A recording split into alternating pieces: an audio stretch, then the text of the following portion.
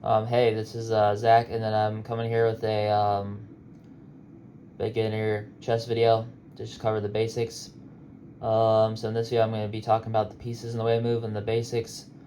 So this piece right here is the pawn, and then it moves. Well, I'm just going to say the names of the pieces first and how they move. This white one is the pawn, and there's 8 of them on the row. This is the knight. There's 2 of them. And talking for one side, I mean the other side has them also. Okay, so it'd be twice for 4 the total. This is the bishop. White has 2 of them. This is the rook. White has 2 of them. This is the queen. White has 1 of them. And this is the king. White has 1 of them.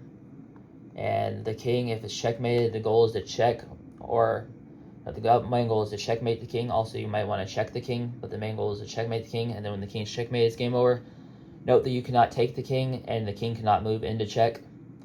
You cannot capture the king, but the king is over when it's checkmated. When it's tacked and has no squares to go, and you cannot take the piece attacking it. So that's the main rule. And then I'll cover the value of the pieces. Pawn is 1.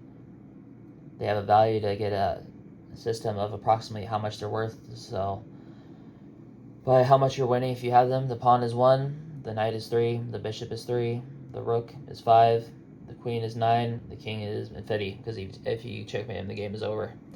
Or the value is no number. It's like unclear or infinity. And then as far as the way the pieces move, the pawn moves 1 typically moves 1 square, like that. But on the first move, it can move 2. And then it captures 1 diagonally. Note it does not capture straightforward. So if the thing goes like this, the piece cannot capture each other because it captures 1 diagonal.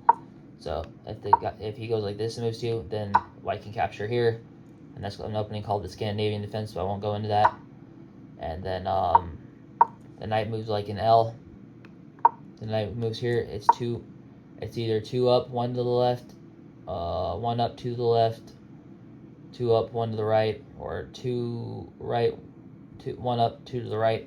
The point is that it's like an L. Think a 2 by 1 L or 2 by 1.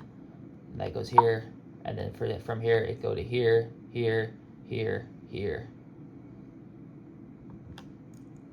And then and on the first move it can move either here or here, but generally if you're moving the knight earlier in the game, you want to get the center, because there's a saying, knights on the rim are dim, because on the rim they can't go to the right any, and their effectiveness is limited because they can't go to the right.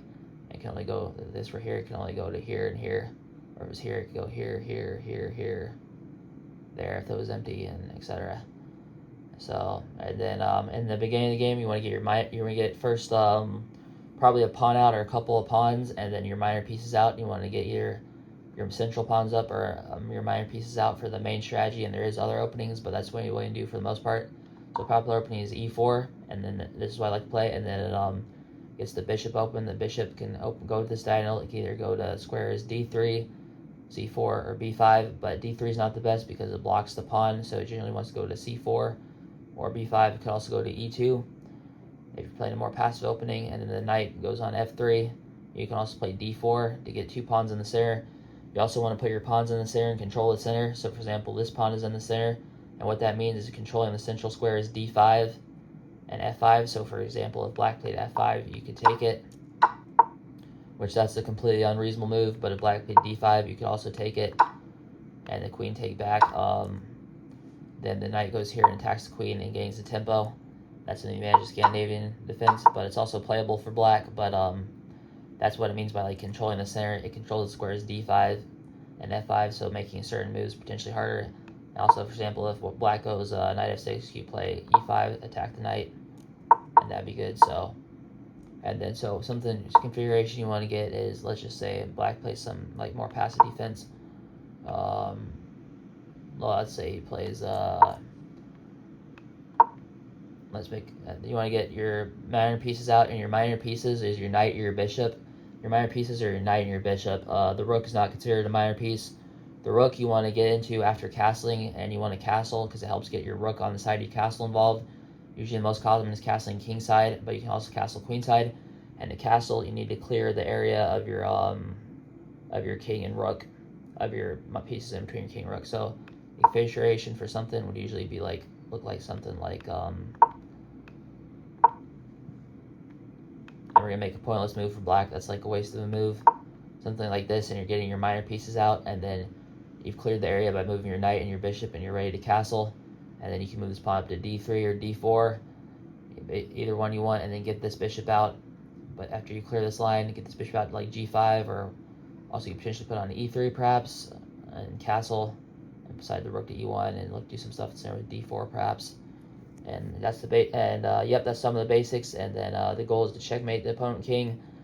And then the way, oh yeah, and then again, say the way the pieces move. Knight moves like an L, bishop moves the diagonal, straight line, as many pieces as it can, unless it is blocked by a piece. And all pieces move until they're blocked by a piece. So for example, if this pawn is here, it does something like, let's see, what is it? Let's make some pointless moves. Black goes here, the bishop cannot go to a6 because it's blocked by the pawn. It moves in a straight line, it has to stop where the piece is, and then it would capture the pawn. That's the first they can go. If it wants to go here, I'll have to do a next move. Both are bad moves, obviously, and b5 is also a bad move, but that's just an example. So the bishop moves diagonal in a straight line, diagonal right, left, up left diagonal, up right diagonal, down left diagonal, down right diagonal. The rook moves the same, but except horizontal and vertical. As many spaces unless it's blocked. Same with the queen. As many spaces unless it's blocked. And then the knight moves like an L, and it's the only one that can hop over other pieces though. So that's the advantage of that one. And then, yep, that's the basic of this and how the pieces move and the value of the pieces. And then a little bit based on the opening where you're trying to get your minor pieces out, and then get active development. And development means you're getting your pieces out. Development simply means you're developing and getting your pieces out, usually your minor pieces, and also your rook once you castle. And you also want to castle, make a quick point of that. And you can look up the specific openings online, and I might go into some. So yeah, anyway, thanks for now, and thanks for watching the video. Thanks.